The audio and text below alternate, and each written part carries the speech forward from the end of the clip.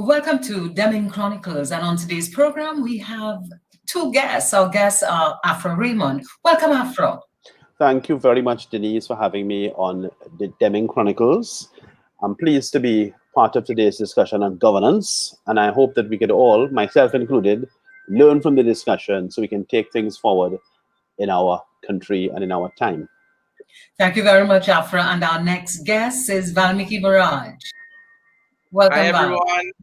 Thank you for having me on the show. Yes, and what's your Instagram name?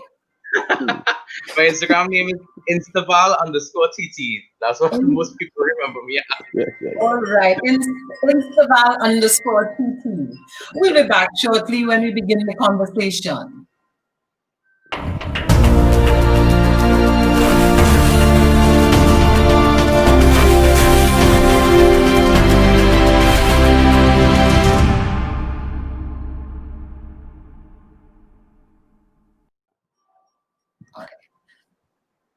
Welcome back. Welcome, Thank you. Afra. And Afra Raymond is a chartered surveyor. He's also a very seasoned campaigner, and he's the only person whom I know who has 1 million views of his TED Talk. Welcome, Afra, and how are you today? Well, thank you for having me, and I'm good. I'm pleased to be discussing this issue. Our country is, and our time is one in which this issue won't go away. So what's interesting is that the issue of the governance of public institutions and public enterprises and public functions is always close to everybody's mouth in Trinidad and Tobago and in our minds and in the global south. But of course, what we've seen, to my delight, I'll be very frank, in the last 5 years, we've seen the ascendancy of President Trump. And I'll explain why I'm delighted. And we've seen the ascendancy of Mr. Boris Johnson after the collapse of Mr. David Cameron in the UK. They voted for Brexit in May of 2015. Okay. And what we've seen in the last 5 years is a powerful counterpoint to something we all grew up hearing. We all grew up hearing. I have had thousands of discussions with people about things, education, health, security, food prices, government this, politician that. And the discussion normally peters out around the point where people say that if this was in England, so-and-so wouldn't have happened. And if this happened in America, so-and-so wouldn't have happened. And we've all heard those discussions. I never believed that. The kind of person I was, how I was raised, my mother, my family, I never believed that. That's nonsense. Absolute nonsense. But it's widely held among our people. Let us be frank. Among our people, black and brown people, Indian and African people, the global south, we widely, truly believe that. And the underlying narrative is a narrative of inferiority, because those places, England and America and France and Germany and Canada, have everything worked out and they have systems that work. And we don't. And those are the places we'd like to aspire to, if not migrate to. And what has happened in the last 5 years with those two examples I gave? Mr. Boris Johnson, after the collapse of Mr. David Cameron, and President Donald Trump, having been selected by the electorate in their countries, for the first time in my life, we have an example that could be widely understood. There were always examples I understood, but we have an examples that can be widely understood and undeniably so, that in fact, America and England could do stupidness too. America and England could get it wrong on big questions of governance. It's now playing out at supersonic speed with pandemic COVID-19. But this is truly a pregnant moment in world affairs, and it's delightful to be on this show. But Afra, let's come home. Sure. Let's do that. Conversation that Trinidad and Tobago seems to be stuck. While the world is having their problems and we are seeing developed countries unravel, at home we seem to be just stuck. And how can we become unstuck? Well, I think that the question of us being stuck is a very nuanced one. So, for instance, I'll give two big developments that have happened in the within the last 5 years, there are two big developments that have happened here. We're talking about Trinidad and Tobago, our country now. And they relate directly to the question of governance. And they're developments that came from surprising places. And I regard them as works in progress that are incomplete, but they are works with a tremendous positive potential. I said in the sentence before this one that those developments came from surprising places. The first one I would talk about is the public procurement and disposal of public property law, which I was part of a team of us from civil society and professional bodies that not just talked about the law, we created it, we wrote it, we did the research and we wrote that law. We did it. We handed the People's Partnership government the complete law in draft in December 2010. A complete law we drafted at our expense with our research to them. And on the first act of 2015, that law was passed as an act of parliament, Act number 1 of 2015. And what that law is designed to do, it's a series of modern, flexible, effective arrangements to control transactions in public money and disposals of public property. Where we've gotten to now, I just want to get that timeline right. You said that you had drafted the law and given it to the People's Partnership government in 2010. December 2010, Yes, and then you went to 2015? Yes, we had to campaign hard to get it. So what is there now, the law that we know, Act number 1 of 2015, that law is about 95% of what we wrote. They changed little things along the way. We had to fight for things we wanted to keep and so on. And that was a constant campaign of TV shows and radio shows, and Paul was part of it, and of course TEDx helped with part of that, and we did a lot of work. We got the law passed, so thanks for that timeline clarification, Denise. The procurement regulator was appointed. It was the last act of outgoing President Carmona. And the organization, which is called the Organization of Procurement Regulation, started to get populated with its professional staff. That organization is ready to go. We are having this conversation on the 16th of October, 2020. That organization has been ready to go since January of 2020. In other words, the staff is there, the institutional arrangements are there, the law has been passed by Parliament, and all that is being awaited at this moment. And I'm specifically using the word awaited because you're awaiting the Minister of Finance, Carl Membert, to put the regulations into the Parliament for negative approval. Negative resolution is what it's called. I'm not going to go into the details of what the regulations are, but the regulations are required to give life to the whole arrangement. But the point I'm making is that the procurement law was written from the civil society and the private sector. It didn't come from outside. The IMF didn't ask us to do it, like Jamaica's Contractor General. We in Trinidad and Tobago had a conscience and decided that is what needs to happen. And we did that work, and we paid the expensive lawyers, and we used to have sleepless nights, which is why my whole head turned silver, okay, to get that work done. So in fact, the point I'm making is that we've got a piece of law that is of a very high standard when you measure it globally. Self-propelled development and resolution of what I would argue is probably one or two of the major problems in the country. In our opinion, it was the most important law in the country. The only law above it in terms of importance was probably the Constitution, in terms of the issues it could resolve. So I'm putting that as one example. The second example I will give, and as I said that it was actually coming from a surprising place because it didn't come out of a cabinet or a political manifesto. We outside here, who are not part of any political party, decided we need to do that, and that hasn't happened anywhere else in the globe. So we have to stand proud. The Boris Johnson and the Donald Trump examples are other examples where we have to stand proud and recognize we have achievements, even if they're incomplete and imperfect. We have achievements. The second example I wanted to give relates to the tenure of the former Attorney General Anand Ramlogan, who was Attorney General for most of the time the People's Partnership was in power. And one of the very good things he did do, no doubt it was for political reasons, because sometimes you do very good things for a bad reason, something that turns out to be very positive. Development is like that. It's uneven. It's not ever a clear situation. Ramlogan initiated lawsuits against the boards of directors of 3 major state enterprises. it's clear to me, as an onlooker, as a keen observer, that he did that to hobble the PNM. So the lawsuits were intended to go against Petrotrin, which was headed by the fellow called Malcolm Jones, the late Malcolm Jones.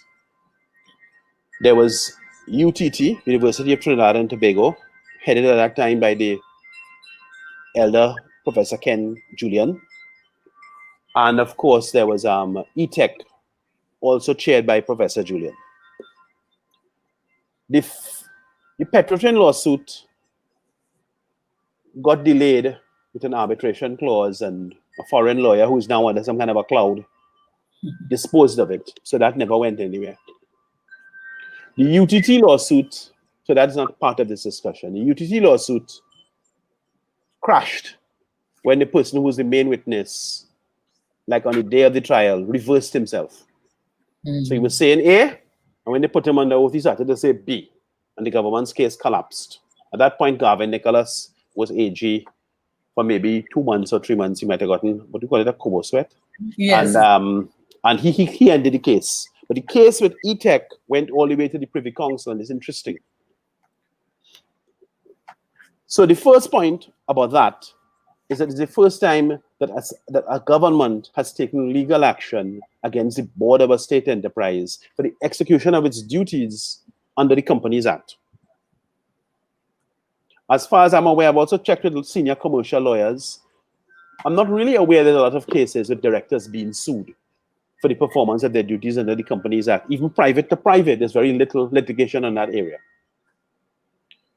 The second point about the Ram Logan lawsuit that is of immense interest and importance is that, in fact, what he was getting at was that these acts, and it's not the part of this broadcast to describe what was alleged and so on, but some sort of corruption, some improper thing was alleged. But those acts, those particular transactions, let's call them transactions, took place more than 4 years before the lawsuit was initiated. And in civil law, there's a 4-year rule. You can't sue somebody if something happened more than 4 years ago. And Ram Logan took what, in my view, for political reasons, he took the beneficial and tremendously important point to the court, and he said, wait, that 4-year rule is for the efficiency of the courts.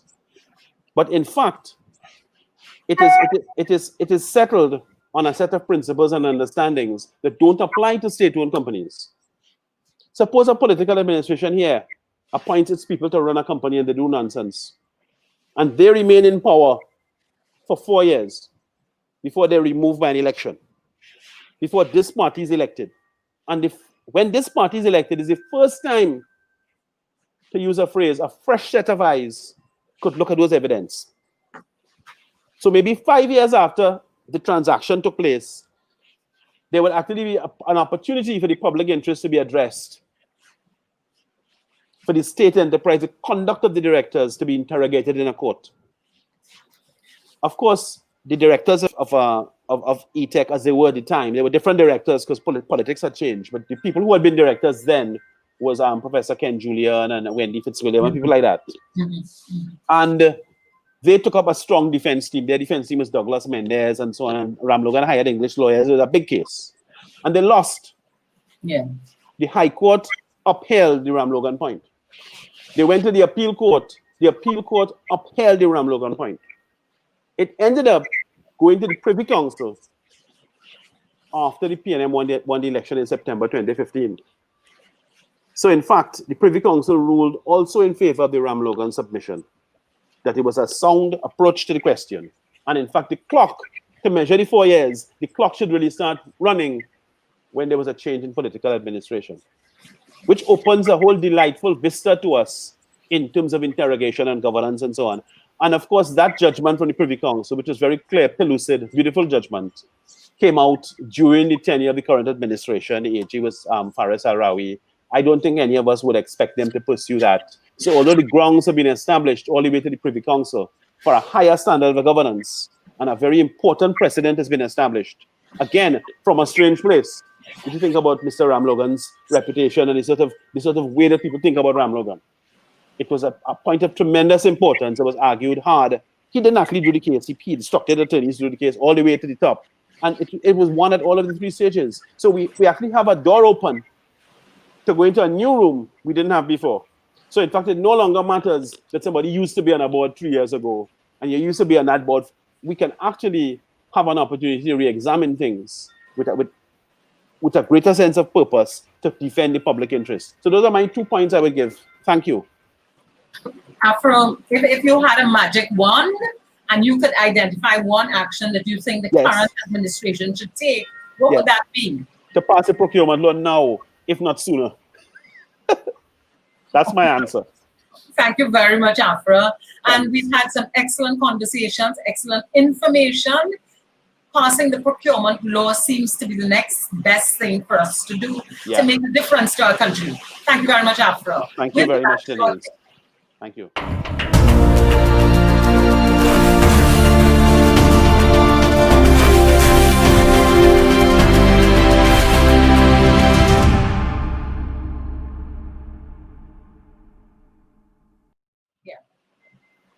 Welcome back to Demming Chronicles, and we continue the conversation with Afra Raymond. Afra, I think our country is stuck. What can we do to become unstuck?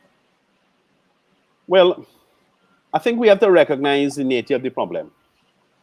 We are stuck, and one of the things about recognizing problems and dealing with them is recognizing myths. Myths have tremendous importance in holding a society together, making people behave, granny's tales and so on. But myths also have a role to play. We don't often talk about it, but myths also have a role to play in keeping people back, keeping countries back, and societies and cultures. As the late Lloyd Best used to say, how does a culture escape from itself? So one of the myths we have here is that we are too small to deal with these things. The sorts of grand corruption that I focus on. We are too small. Everybody knows somebody. Somebody would have been in school with this one, and friends with that one, and boyfriends and girlfriends, and they in the lodge, and they play golf, and all kinds of stuff. And that, as far as I'm concerned, that gives us a cop-out. Because it allows us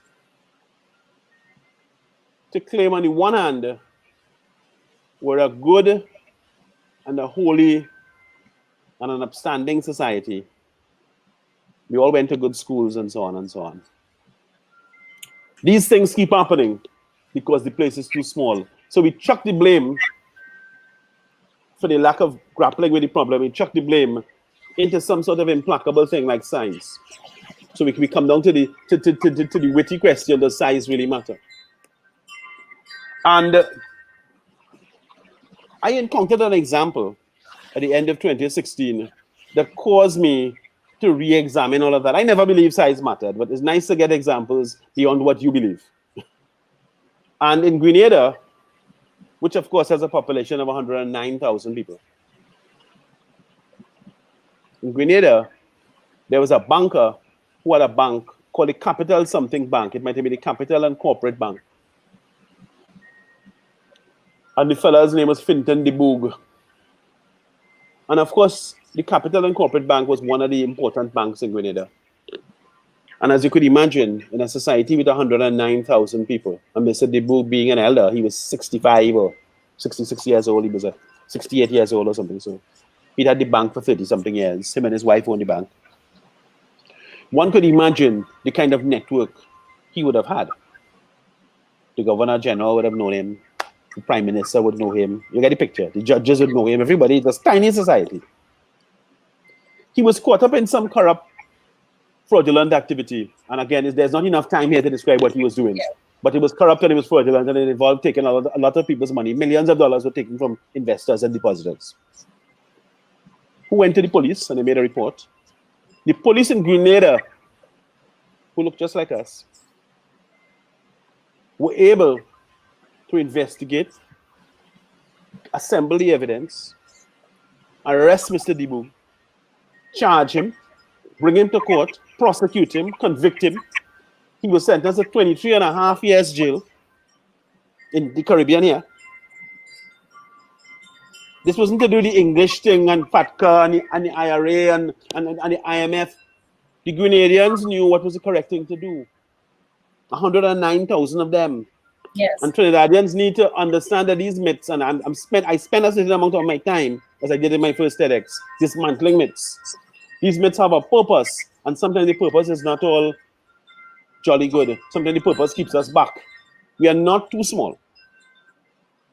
We need to recognize when something is right, what's right is right, and what's wrong is wrong.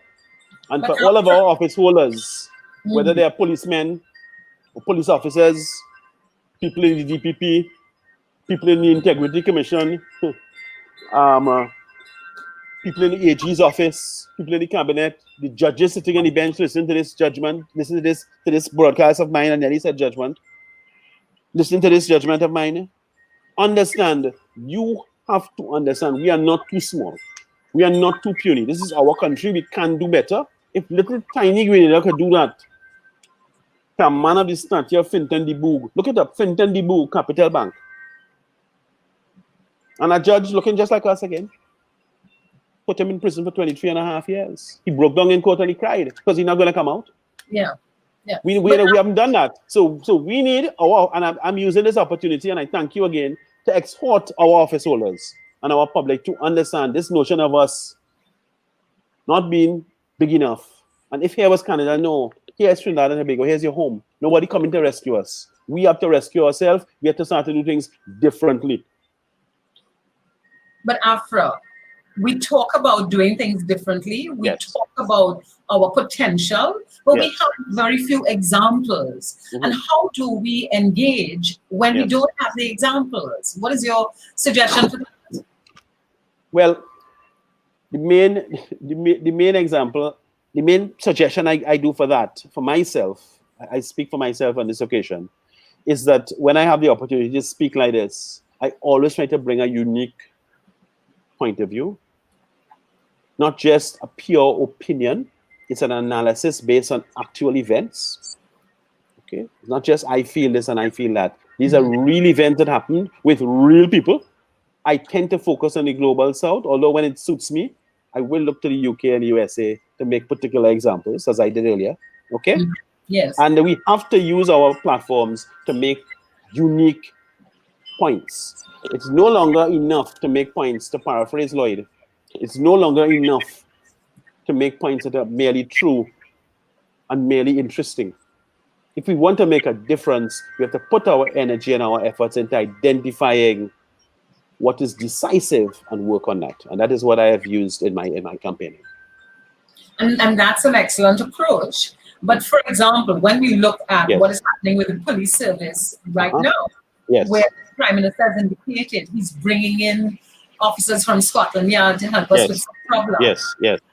What is the impact of that on us? Because again, we're looking externally to solve a deep internal problem. Well, there's two things that are troubling about it. I mean, I'm not a policing expert, but there are two things that are troubling about it. At a general level, I think the notion that those places are the only source of solutions is something that is not an established notion in my mind. I worked in England as a professional for years, huge construction projects, project management, and so. And there's a tremendous amount of corruption there. I could tell you. Their Freedom of Information Act was passed 6 years after ours. We have this notion that is more advanced. No, it's not really so, you know. So I'm not, as somebody who's been there and worked at the top level with, I'm not that convinced. The second thing I would say that is troubling about this is that I was disturbed to see a headline in this morning's paper to the effect that the PM is taking over the investigation. Because that would then, if that impression becomes a fact as we go forward, that would then raise the unpleasant prospect of a political hand in the police and investigation process in the country. And that's not something I'm happy with at all. Although I think DSS needs to be investigated, there's a big financial fraud. That's way beyond the scope of this program. Yes. Those are my 2 points to the Dr. Rowley's intervention about Scotland Yard and so on. Right. And Afra, as we bring this interview to a close, I want you to address young people, those millennials among us. Yes. What is your suggestion for how they should position themselves for the benefit of our country? Okay, my few points is that you should try to connect with fact-based analyses from the global south.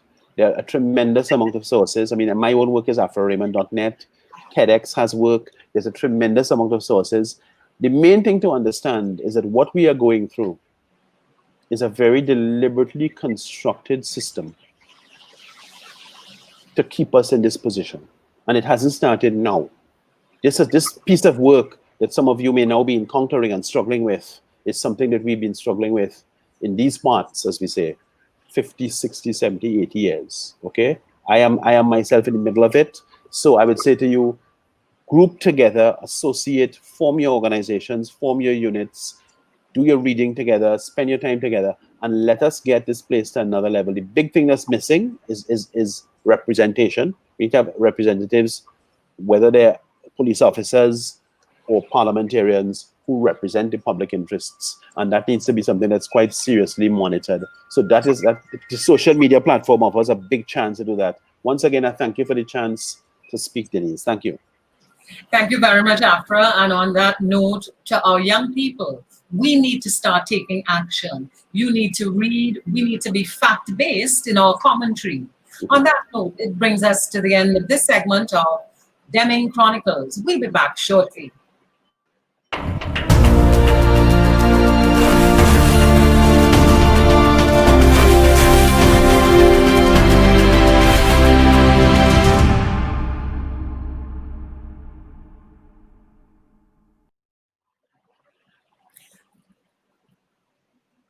Welcome to Demming Chronicles. And on set today, if we can call it a virtual set, we have Valmiki Maharaj.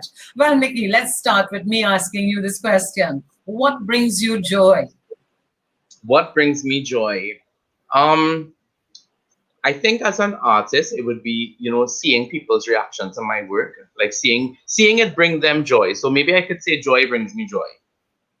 Mm-hmm. So you would have had a lot of joy last carnival on the streets. But well, it's interesting because everybody, I think, assumes that people who work in carnival really have a great, best time for carnival.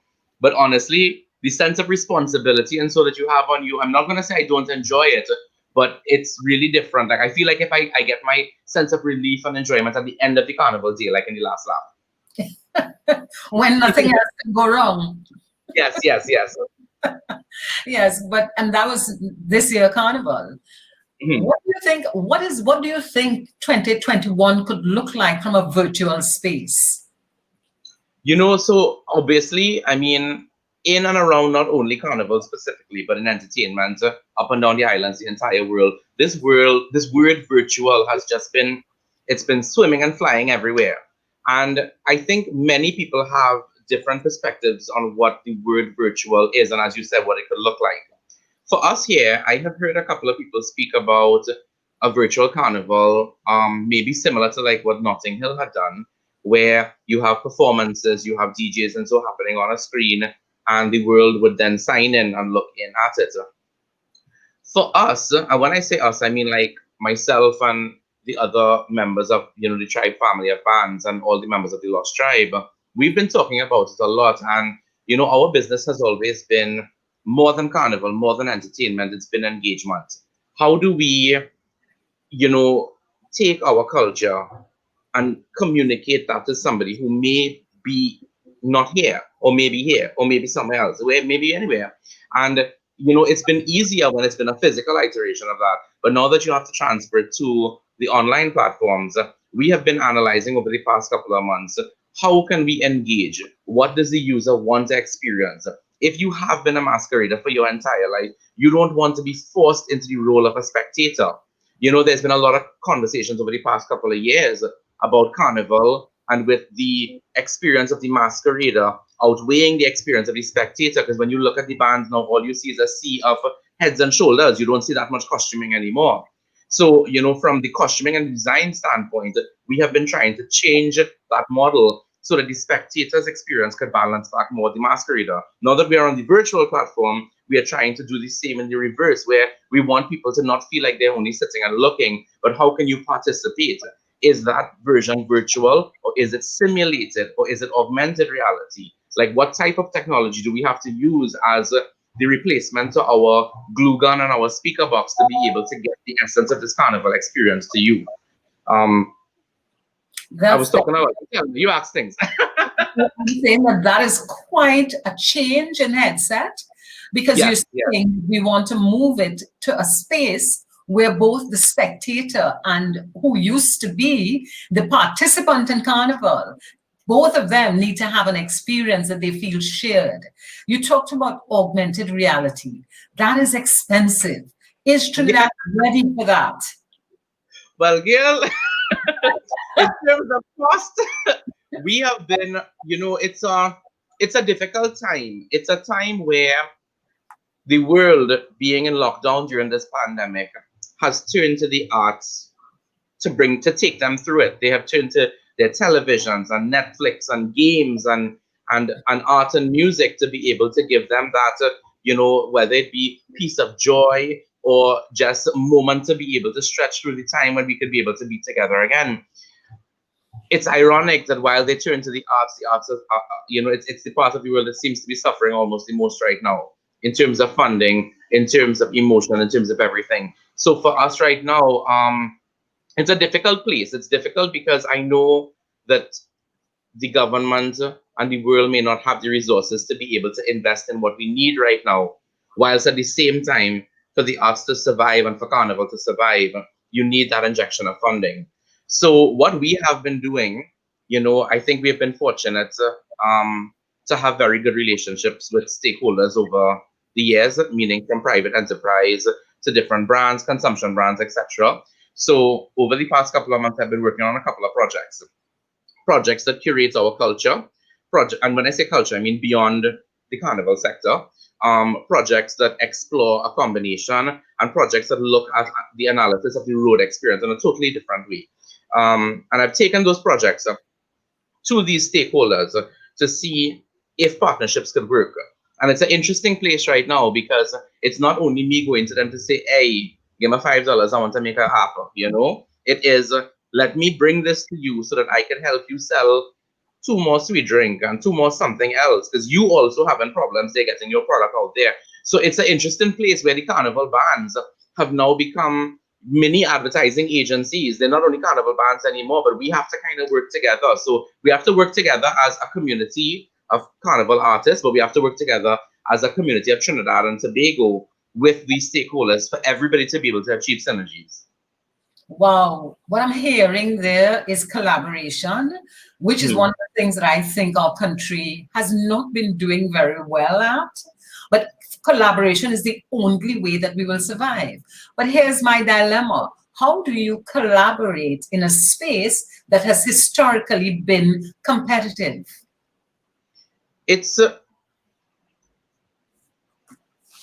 I think it comes down to the reality of a situation and the realization of your own reality.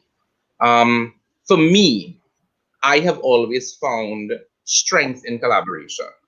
Ever since I started in Carnival, I mean, there are things that you have to do on your own, but I love working with different artists. And particularly since I started the Lost Tribe, it's been a mandate of mine where I say that, opportunity isn't ours to take, but it's borrowed. We have to take it and pass it on to somebody else. So my design team, I've always encouraged a culture of us working together. So even though you may see persons X, Y, and Z name on a costume, the costume is presented by that person and design team, so on, so and design team, to encourage them to work together in different ways. Everybody has their own strengths.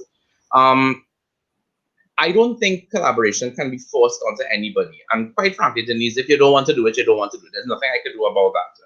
However, I think that in my analysis and in the people that I've spoken to thus far, we have seen that there is not only strength, but there's a stronger end product and end goal and result if we do work together. So, I mean, I could forecast and I could show you the dream of the future. I can plead, and I suppose it's up to everybody to kind of come together to see that we are stronger together than separated. Mhm. Yes, so that we're looking at collaboration.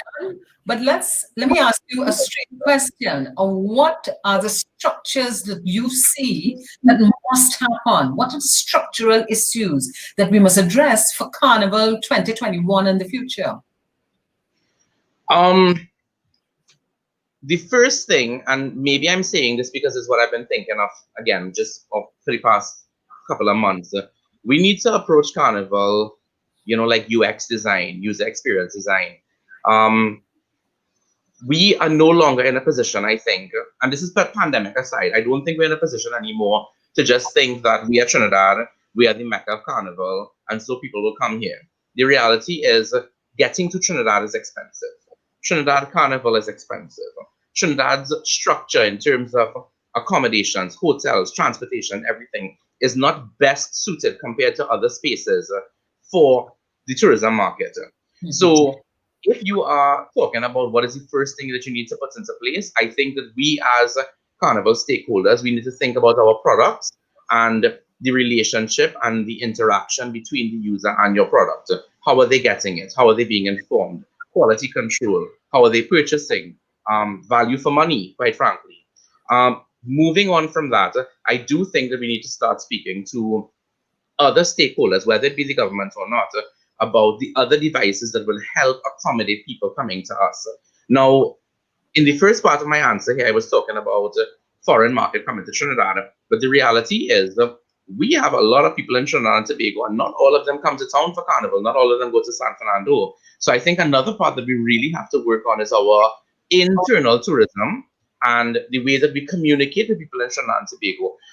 We live in a country where whether you are a Carnival person or not a Carnival person, Carnival impacting your life, your year. It's either making you play mass, or it's making you go to church camp, or it's making you go to Miami with the children. Something going on, because of the Carnival. So I think, we are already in this ritual, this tradition, this cycle of Carnival, that I think we need to make a lot more effort internally to be able to communicate the different experiences that we have across the island. The other part of it is the cultural aspect. Carnival is the time of year that I think we have the most eyes on us, because I think it's the time when our energy is highest. It's an energy that's in our blood, it's in our soil, it's genetic. From the time you see January 1st reach and that soca switch happen, the country feels different. I've heard friends of mine who fly in say, as soon as you step off the plane in Piak, when you come in, even if there's nothing around you or no music or whatever, you feel like a buzz, about the country. And I love that. I love to hear them say it because it's true. And so during that time that people are here, let's take advantage of that. Let's not only have them exposed to, Lyman on the Avenue, which is fantastic, playing mass, which is fantastic, playing Juve, which is fantastic, but there's so many other experiences that I think that we could bring into the visible realm, that space and that 2-week period that I think will benefit us culturally throughout the year moving forward. So yes. That reanalysis of how the relationship of the Carnival product to the rest of our tourism products, cultural products, I think is really important as well. And on that note, bringing it all together, ensuring that energy that we have at Carnival, that expands for the rest of the year. On that note, Lost Tribe Creative Director, thank you very much for being with us. Thank you very much. This is Demming Chronicles. We'll be back shortly.